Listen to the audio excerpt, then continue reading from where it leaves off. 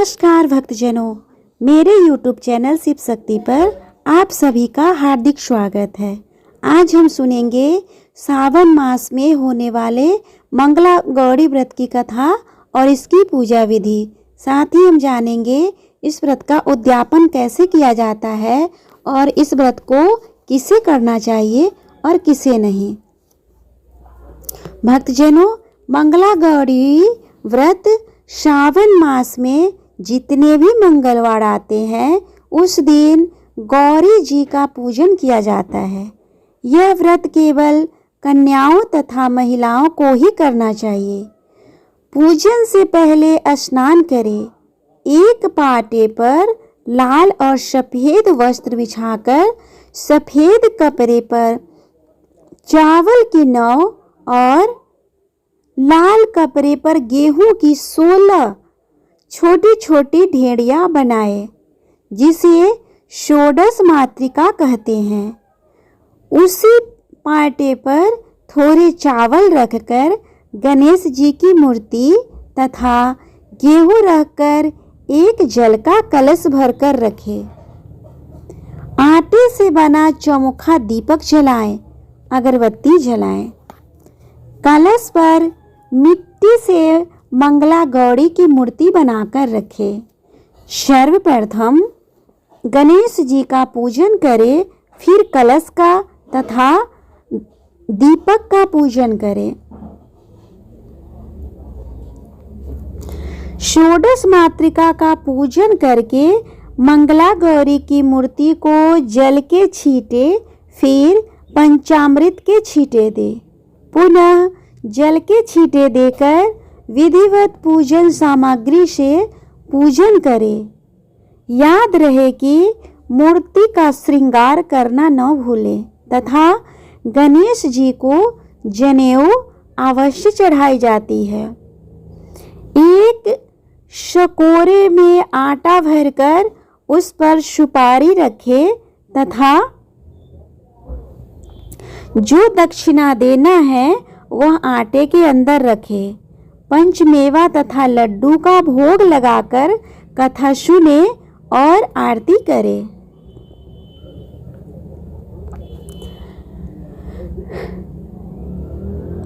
अब हम कथा सुनते हैं।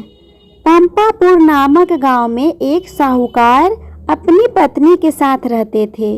वे धनवान और सुखी थे, परंतु उनके कोई संतान नहीं थी। बस यही दुख उनके मन को कचोटता था। एक दिन साहूकार के घर पर एक साधु आया।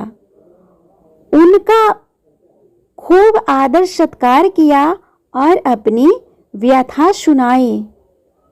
उन्होंने मंगलवार के पार्वती की पूजा करने और व्रत रखने को कहा। श्रावण मास के पहले मंगलवार से शेठानी ने पार्वती जी की पूजन करना प्रारंभ कर दिया। उस दिन वह व्रत भी रखती। कई महीनों तक उसने व्रत एवं पूजा किया। उसके भक्ति भाव से मां पार्वती जी प्रसन्न हुई। एक दिन साहूकार को स्वप्न आया कि जिस आम के वृक्ष के नीचे गणेश जी बैठे हो, उस आम के वृक्ष का फल तोड़कर तेरी पत्नी को खिला दे तो वह अवश्य ही पुत्र रत्न को प्राप्त करेगी। इस स्वप्न को देख अब तो साहूकार ऐसे आम के वृक्ष को ढूंढता फिरा। एक दिन उस ऐसा आम का वृक्ष दिखाई दे गया। तब फल तोड़ने के लिए उसने पेड़ पर पत्थर मारे। आम का फल तो प्राप्त हो गया, परंतु गणेश जी को पत्थर लग जाने से उन्होंने श्राप देते हुए कहा, हे स्वार्थी मनुष्य, तूने अपने स्वार्थ के कारण मुझे चोट पहुंचाई है, अतः तुझे भी एक ऐसी ही चोट लगेगी। मां पार्वती के आशीर्वाद से तुझे पुत्र रत्न की प्राप्ति तो होगी, परंतु वह सर्पदंश के कारण 21 वर्ष की आयु तक जीवित रहेगा। ऐसी वाणी सुनकर साहूकार घबरा गया। उस साहूकार ने आम का फल अपनी पत्नी को खिला दिया, परंतु गणेश जी के श्राप देने वाली बात नहीं बताई। 9 माह बाद एक सुंदर बालक का जन्म हुआ। उसका नाम मनु रखा गया। उन्होंने मनु के लाड़ प्यार में कोई कमी नहीं रखी। धीरे धीरे मनु 20 वर्ष का हो गया। वह अपने पिता के साथ व्यापार करने जाता। एक दिन व्यापार करके लौटते समय दोनों पिता पुत्र भोजन करने के निमित्त एक गांव के पास तालाब के किनारे पेड़ की छांव में बैठ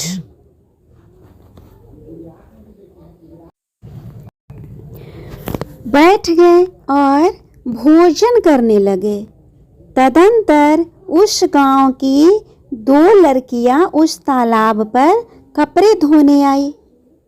वे लड़कियां नवयौवन की भांति हंसमुख, फुर्तीली एवं उच्च सभ्य घर की प्रतीत हो रही थी। कपड़े धोते समय वे आपस में वार्तालाप करती जाती। उनमें से कमला ने कहा, क्यों री मंगला, तुझे याद है मैं कब से मंगलवार का मंगला गौरी का व्रत करती हूँ। अब तो अगले मंगलवार व्रत का उद्यापन भी करूँगी।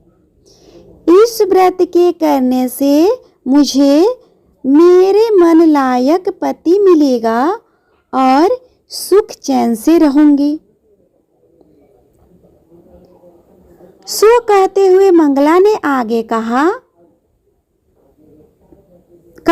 आगे कहा, मंगला, तू भी अगले साल श्रावण मास से पहले मंगलवार से व्रत करना चालू कर देना, तो तुझे भी मनपसंद वर मिलेगा।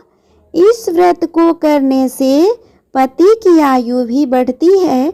तब तो मंगला भी व्रत करने को राजी हो गई। पेड़ के नीचे भोजन करते समय वे दोनों पिता पुत्र उन लड़कियों की बातचीत सुन रहे थे। उन लड़कियों के वार्तालाप से सेठ जी ने समझ लिया कि कमला नाम की लड़की अपने पुत्र के लिए विवाह के लिए सर्वथा उपयुक्त है। सेठ जी ने अपने पुत्र की मनोभावना जानने के लिए पुत्र से कई तरह की बातें कही। पुत्र भी अपने पिता के विचारों से सहमति प्रकट करता। अतः सेठ जी ने अपने पुत्र का कमला के साथ विवाह करने का निश्चय कर लिया और सोचा कि ऐसा होने पर मेरे पुत्र की आयु बढ़ सकती है और कोई अनहोनी घटना भी टल सकती है। अब पिता पुत्र कमला के पीछे पीछे उसके घर गए। कमला के पिता भी नामी साहूकार थे। सेठ जी ने कमला के पिता से अपने पुत्र के विवाह के बारे में बातचीत की। वे कमला का विवाह मनु के साथ करने को सहमत हो गए। शुभ मुहूर्त में बड़ी धूमधाम से उनका विवाह संपन्न हो गया। दोनों ने पति पत्नी के रूप में संसार चलाना शुरू किया तो घर में आनंद का वातावरण रहने लगा। कमला ने ससुराल में आकर भी मंगला गौरी का व्रत नियमानुसार चालू रखा, जिससे माता पार्वती एक दिन कमला को स्वप्न में दर्शन देकर कहने लगी, मैं तेरे व्रत से प्रसन्न हूँ, लेकिन तेरे पति की आयु बहुत ही कम है। अगले महीने मंगलवार को एक सर्प तेरे पति के प्राण लेने आएगा, लेकिन तू घबराना नहीं।